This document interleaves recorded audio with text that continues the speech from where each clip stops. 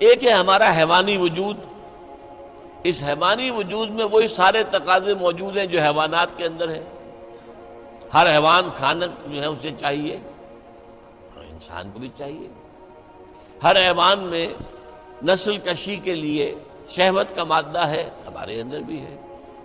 ہر حیوان کو کوئی نہ کوئی گھونسلہ ہو، کوئی بھٹ ہو، کوئی جگہ چاہیے رہنے کے لیے، آرام کرنے کے لیے، ہمیں بھی چاہیے۔ تو حیوانی تقاضے جو ہمارے وجود کے اندر موجود ہیں، ان کے لیے کہا ہے، فرائیڈ نے لفظ استعمال کیا ایڈیا لیبیڈو۔ یہ ایڈیا لیبیڈو بہت منہ زور ہے۔ بھوک لگتی ہے تو انسان کہتا ہے کچھ بھی ملے کھانے کو، حلال ملے حرام ملے کھاؤ۔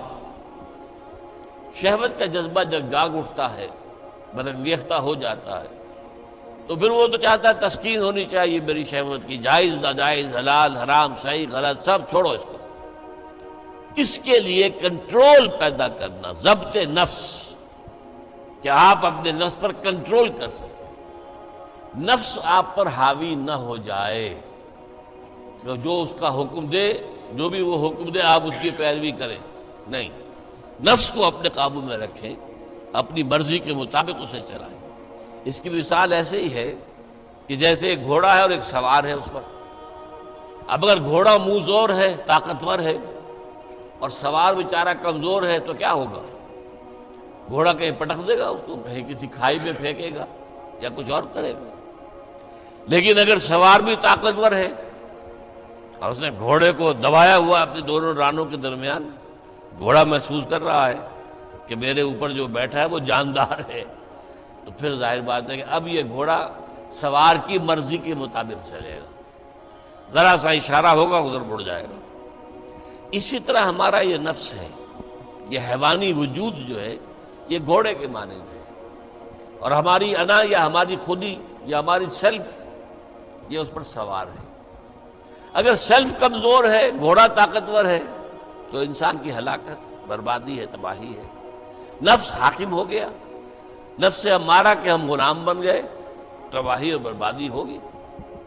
ہاں اگر آپ کی انا مضبوط ہے، آپ کی خودی طاقتور ہے، آپ کی سیلف جو ہے اس کے اندر طاقت ہے، تو یہ حیوانی وجود اب آپ کے کام آئے گا۔ گھوڑا جیسے آپ کو آپ کی مرضی کے مطابق لے کر جائے گا، منزل تک پہنچائے گا، ایسے اس حیوانی وجود کو استعمال کر کے آپ نیکیاں کمائیں گے، خیرات حسنات، اللہ کو راضی کرنے کے لیے کام کریں گے۔ اس ہاتھ کو اسی کام کے لیے استعمال کریں گے، ان ٹانگوں کو اسی کام کے لیے استعمال کریں گے، اس زبان کو اسی کام کے لیے استعمال کریں گے۔ تو یہ ہے اگر آپ کا کنٹرول نفس پر ہے، اس کا نام ہے ضبط نفس۔ اور یہاں میں تھوڑا سا اشارہ کر دوں کہ ایک اور نفس بھی آتا ہے، نفس کشی، نفس کو مار دینا۔ انگریزی میں اس کے لیے لفظ ہے سیلف اینیہیلیشن۔ ایک ضبط نفس ہے، سیلف کنٹرول، ایک نفس کشی ہے، سیلف اینیہیلیشن۔ یہ سیلف اینیہیلیشن اسلام میں پسندیدہ نہیں ہے۔ نفس کو کچلو مت، گھوڑے کو مارو نہیں، یہ تو کام کی شے ہے، بس گھوڑے پر قوت حاصل کرو، گھوڑے کو اپنے کنٹرول میں رکھو، ورنہ نفس کا بھی حق ہے۔ گھوڑے کو بھی دانا پانی ڈالتے ہو کہ نہیں؟ تمہارے نفس کا بھی حق ہے۔ وَإِنَّ لِنَفْسِكَ عَلَيْكَ حَقًّا وَإِنَّ لِزَوْجِكَ عَلَيْكَ حَقًّا وَإِنَّ لِزَوْرِكَ عَلَيْكَ حَقًّا۔ تم پر تمہارے اپنے نفس کا بھی حق ہے، تم پر تمہاری بیوی کا بھی حق ہے، تم پر تمہارے جو ملنے کے لیے لوگ آئیں، ملاقاتی ہوں، زیارت کرنے کا ان کا بھی حق ہے۔ اس نفس کا بھی حق ہے، اس نفس کا بھی حق اسے ادا کرو، لیکن حلال حرام نہیں۔ یہ حرام اور حلال کے فرق کے لیے ضبط کی ضرورت ہے، کنٹرول کر سکتے۔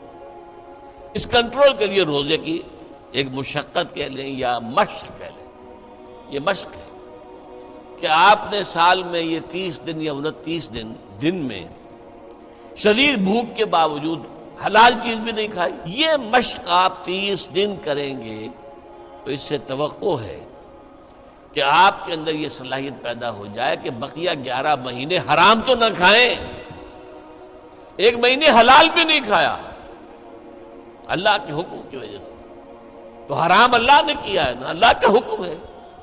11 مہینے یہ تقویٰ پیدا ہو جانا چاہیے یہ طاقت تمہارے اندر پیدا ہونی چاہیے، یہ صلاحیت پیدا ہونی چاہیے کہ حرام میں منہ مت مارو، حرام سے اجتناب